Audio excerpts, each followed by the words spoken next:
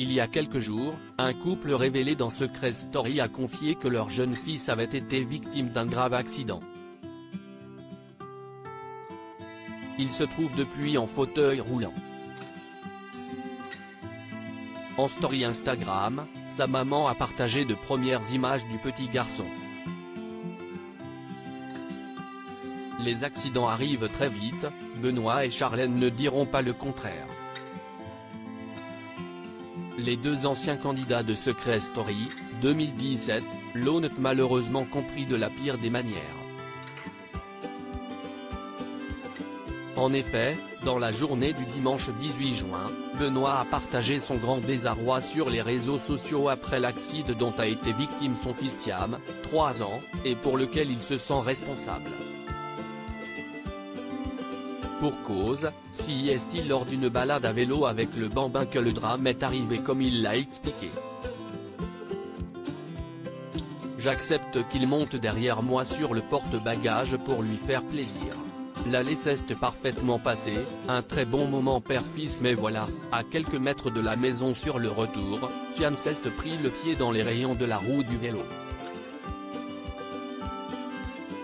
En 2A, c'était le drame, l'accident, avait-il détaillé à sa communauté Instagram. Et de regretter, Charlène m'avait mis en garde mais, pour le plaisir de mon fils, j'ai cédé, forcément, je m'en veux beaucoup aujourd'hui. Il faut dire que Thiam ne s'en est pas sorti sans séquelles. Le petit garçon a hérité de 45 jours de plâtre pour soigner une fracture du tibia. Une longue période durant laquelle il devra se déplacer en fauteuil roulant.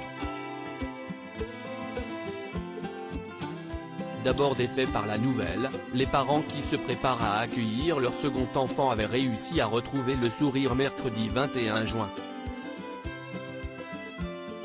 Le jour de la fête de la musique, Benoît et Charlène ont opéré une sympathique sortie avec Thiam, installé dans son fauteuil. S'y est-il la première fois qu'il le dévoilait ainsi depuis l'accident. Et ce dernier est apparu en très grande forme, gigotant dans tous les sens et demandant à son papa d'accélérer. Voir notre diaporama.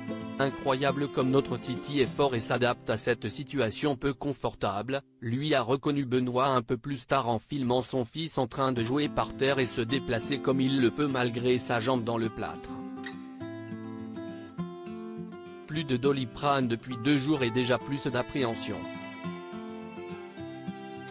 Il peut jouer de lui-même et a retrouvé le sourire pour mon plus grand bonheur. Les journées sont à présent plus faciles, a-t-il également rassuré.